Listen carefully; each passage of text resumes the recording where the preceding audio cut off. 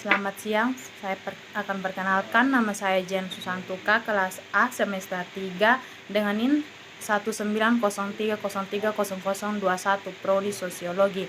Dalam tugas pengantar sosiologi, saya akan mereview buku ini dengan melakukan video singkat. Pertama, status sosiologi. Kami terkesan dengan pemahaman kami dan menguasai dunia material. Ilmuwan dan filsuf ilmu pengetahuan telah mencoba untuk menentukan apa yang membedakan sains modern yang sukses dari jalan buntu, seperti mencoba menghasilkan emas dari batu bacaan masa depan kita di bintang. Sayangnya, semua upaya tersebut gagal menghasilkan garis demarkasi yang tidak ambigu. Dan jika kita memilikinya, mencermati apa yang sebenarnya dilakukan ilmuwan sejati, kita sering menemukan bahwa kehidupan kerja sains gagal untuk mencocokkan gambar yang dilukis oleh filsuf. Tidak kurang kita bisa membuat daftar sederet ciri-ciri itu lebih mungkin, sementara kita tidak bisa dengan kepastian mutlak membagi ide tentang dunia material menjadi ilmu dan ilmu semu. Kita masih bisa untuk berbicara tentang hal-hal yang lebih atau kurang ilmiah. Titik awal yang baik adalah dengan mengesankan bahwa teori ilmiah yang baik seharusnya konsisten secara internal. Ini segera memisahkannya dari banyak apa lulus untuk penalaran awam. Ibuku lebih sering membantah dirinya sendiri daripada tidak. Sesuatu yang dia katakan suatu saat tidak sesuai pernyataan selanjutnya. Hampir tidak pernah mengganggunya. Dia pernah mengkritik sebuah kafe pinggir jalan dengan menyatakan bahwa makanannya keji dan porsinya telah kecil. Teori ilmiah yang baik harus sesuai dengan bukti.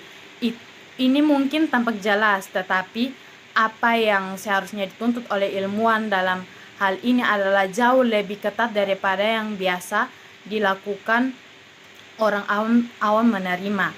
Standar yang sangat berbeda beroperasi, misalnya dalam konvensional dan dalam pengobatan alternatif. Meski didorong oleh komersial keseharusan untuk memasarkan obat ajaib baru mereka ke pasar, sebelum itu saingan mereka, perusahaan mereka ke pasar sebelum itu saingan mereka, perusahaan farmasi, tunduk pada produk mereka. Percobaan yang panjang dan ekstensif. Dalam pengujian double blind, sejumlah besar pasien dibagi menjadi kelompok uji dan kelompok kontrol. Yang satu diberi yang baru obat, yang lainnya adalah placebo yang tidak berbahaya dan lembab. Sampai alokasi terungkap pada akhir pencobaan, baik pasien maupun dokter tidak tahu siapa yang mendapatkan obat yang sebenarnya dan siapa yang placebo. Hanya jika dites sampel menunjukkan peningkatan yang ditandai atas kelompok placebo tersebut, pencobaan diterima sebagai bukti yang baik dari keaktifan obat. Di sebaliknya, terapi alternatif seperti penyembuhan iman, akupuntur atau magnetoterapi jarang diuji. Pengalaman pribadi dari praktisi didukung oleh beberapa anekdot pengobatan ajaib dibawa ke cukup untuk membangun efektivitas pengujian seperti itu. Terjadi tidak pernah double blind, dan dengan demikian kemungkinan manfaat yang dirasakan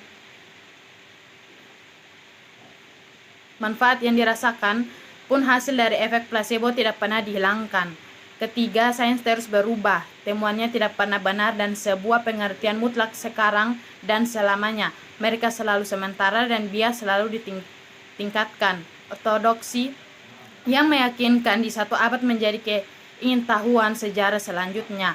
Agak canggung untuk mengatakannya bahwa sains membuat kemajuan, karena tidak tahu di mana kita berada pergi, tapi kita pasti tahu di mana kita telah, dan dengan demikian dapat berbicara tentang sains secara bertahap menjauh dari kesalahan. Sekali lagi, kita bisa melihat titik jika kita membandingkan ketergantungan ilmu kedokteran pada eksperimental, bukti dengan ketergantungan terapi alternatif pada tradisi. Dalam dunia pengobatan, bunga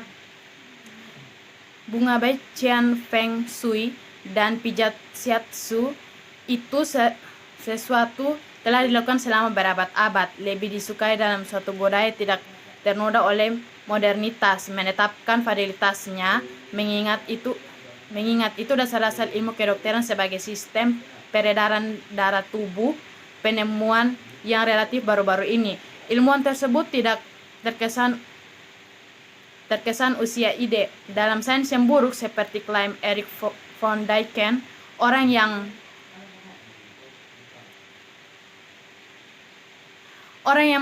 Mesir piramida dibangun dengan mengunjungi spaceman.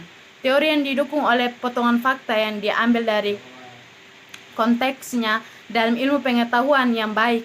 Kunci dari penggantian satu penjelasan dengan penjelasan lain adalah pengumpulan sistematis dari data ekstensif yang berhubungan dengan masalah tersebut, tapi belum cukup. Berbeda ide begitu aneh sehingga tidak ada bukti yang bias ditemukan untuk mendukung mereka. Alasan untuk percaya cukup mudah ditemukan. Sebuah tes yang lebih jitu adalah mencari alasan untuk tidak percaya, untuk mencari bukti yang tidak sesuai. Dalam sains banyak sains yang baik, ide-ide yang paling persuasif adalah mereka yang bertahan dari upaya berulang kali untuk membuktikan bahwa mereka salah. Hal ini membawa kita pada salah satu fitur terpenting dari sains yang baik, cara mengenai kegagalan. Bayangkan saya mengembangkan teori baru tentang perilaku partikel subatomik. Di laboratorium saya dibantu oleh siswa yang telah saya latih. Dalam perspektif saya menghasilkan banyak pengamatan eksperimental agak sesuai dengan teori saya. Tapi kemudian para ilmuwan di tempat lain mengulangi pekerjaan saya dan gagal untuk mengonfirmasi semua temuan saya. Saya harus mempertimbangkan kembali teori saya dalam terang bukti baru. Jika bisa dikembangkan sehingga mencakup hasil baru atau dapat menjelaskan mengapa pengamatan baru menyesatkan, maka itu berlaku. Jika tidak, kita harus melakukan tinggalkan itu. Nilai pendekatan ini paling mudah dilihat jika kita mempertimbangkan alternatif. Seorang klien datang ke dukun dengan ruam kulit yang sangat parah. Dukun meracuni seekor ayam dan dari cara pandang ayam itu terhuyung-huyung sebelum jatuh mati. Dukun menentukan bahwa ruam disebabkan oleh ipar klien yang menyihirnya. Itu klien diberi jimat dan diberitahu bahwa jika dia memakainya selama seminggu, mantra akan pecah dan rumahnya akan hilang. Tapi itu tidak berhasil. Sebulan kemudian rumahnya akan memburuk seperti biasanya. Daripada menyimpulkan bahwa gagasan itu penyakit disebabkan oleh mantra jahat adalah omong kosong dan pesona itu tanpa kekuatan kuratif, dukun menjelaskan bahwa jimat itu tidak berhasil karena klien tidak memiliki cukup keyakinan. Apa yang tampak kegagalan diubah menjadi dukun lebih lanjut untuk sistem kepercayaan. Bab 2, konstruksi sosial, mendefinisikan sosiologi.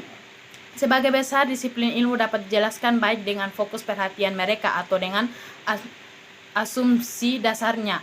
Dengan demikian, kita dapat mengatakan bahwa ekonom belajar ekonomi, atau kita dapat mengatakan bahwa ekonom berasumsi bahwa prinsip dasar perilaku manusia adalah keinginan untuk memaksimalkan. Jika kita dapat membeli produk yang sama di dua toko dengan dua harga berbeda, kami akan membeli yang lebih murah. Dari asumsi sederhana itu, jaringan asumsi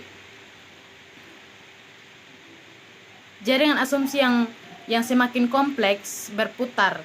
Sebagai contoh, para ekonom selanjutnya berasumsi bahwa saat harga gandum turun, demikianlah permintaan untuk itu akan meningkat. Saat harga gandum naik, begitu pula petani akan menghasilkan lebih banyak. Demikian pula kita dapat menggambarkan sosiologi sebagai studi tentang struktur sosial dan situasi sosial, dan pekerjaan sosiologi sering dibagi menjadi seperti itu. Topik sebagai struktur kelas masyarakat modern, keluarga, kejahatan dan penyimpangan, agama, dan sebagainya.